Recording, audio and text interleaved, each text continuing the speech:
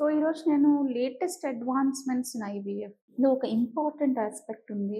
New అడ్వాన్స్‌మెంట్స్‌లో ఒక new therapy ఒకటి వచ్చింది. దాని గురించి మాట్లాడతాను.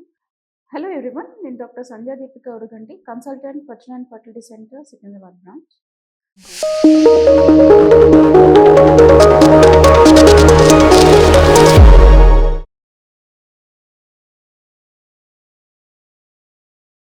అదేంటి అంటే స్టెమ్ సెల్ థెరపీ. సో, ఇది ఇన్‌ఫర్టిలిటీ పేషెంట్స్‌లో ఎక్కడెక్కడ వాడతాము?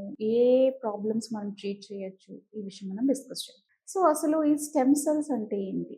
ఈ స్టెమ్ సెల్స్ అంటే ఏంటి అంటే, ఈ నార్మల్‌గా ఈ సెల్ అనేది రకరకాలుగా మల్టిప్లై అయ్యే ఛాన్స్ ఉంటుంది. ప్లూరిపోటెంట్ స్టెమ్ సెల్స్ అంటారు. అంటే ఏ సెల్ లైన్‌లో ఉంటే ఆ సెల్ లైన్‌లోకి అది డీవియేట్ అయ్యి గ్రో అయ్యే అవకాశం ఉంటుందన్నమాట. సో, ఇది మామూలుగా కార్డ్ బ్లడ్‌లో ఉంటాయి. అండ్ అడల్ట్స్‌లో బోన్ మ్యారోలో ఉంటాయన్నమాట యూజువల్‌గా. సో, ఈ స్టెమ్ సెల్ ఏదో ఒక సెల్‌లోకి మారే అవకాశం అనేది ఉంటుందన్నమాట.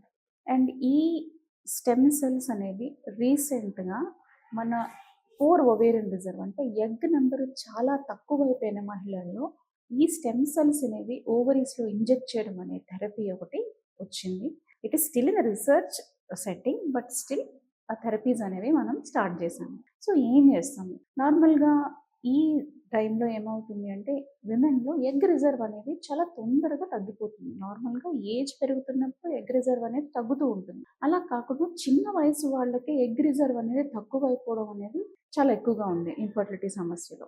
సో, దీనికి చాలా కారణాలున్నాయి. ఒకటి నార్మల్‌గా జెనెటికల్లీ ప్రీడిఫైన్డ్‌గా వాళ్ళకి ఎగ్ నంబర్ తగ్గిపోవడం, ఆటో ఇమ్యూన్ డిసీజెస్, కొన్ని మెడికేషన్స్, లేకపోతే ఎండోమెట్రియోసిస్ అనే ప్రాబ్లం వల్ల, లేదా ప్రీవియస్ సర్జరీస్, ఇన్ని క్యాన్సర్ థెరపీస్. సో, వీటి వల్ల ఓవేరియన్ రిజర్వ్ అనేది తగ్గిపోతుంది young పేషెంట్స్‌లోనే.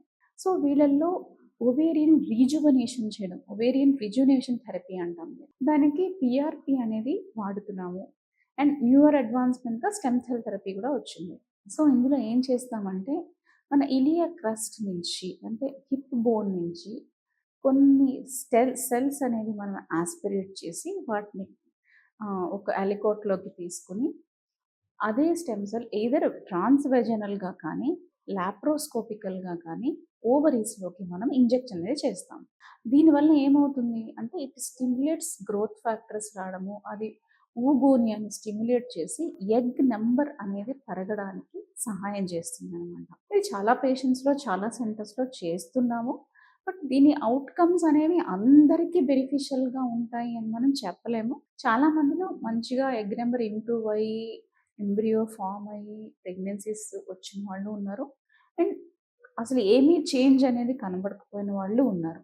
But this is the latest advancements అనమాట.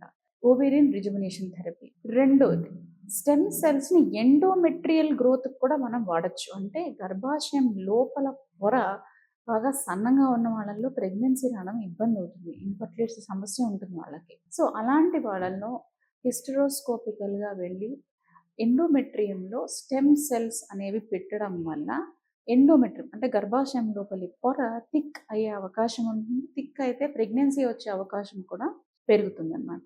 సో, ఈ విభాగంలో ఎండోమెట్రియంలో కూడా స్టెమ్ సెల్స్ అనేవి మనం వాడడం అనేది స్టార్ట్ చేసాం. మూడోది టెస్టిక్యులర్ స్టెమ్ సెల్స్ అంటే టెస్టీస్ లోపల అజూస్పర్మియా పేషెంట్స్‌లో సివియర్ ఓట్స్ అంటే సివియర్‌గా స్పెర్మ్ కౌంట్ తక్కువ ఉన్న పేషెంట్స్‌లో ఈ స్టెమ్ సెల్స్ అనేవి వాడడం అనేది జరుగుతుంది. బట్ అది చాలా ఎర్లీ అంటే ఇంకా చాలా తక్కువ కేసెస్ అనేవి చేశారు టెస్టిక్యులర్ స్టెమ్ సెల్స్. ఇంకా చాలా స్టడీస్ జరగాలి. అప్పుడు వీటి ఉపయోగం అనేది మనకి ఫ్యూచర్‌లో అర్థమవుతుంది. Thank you.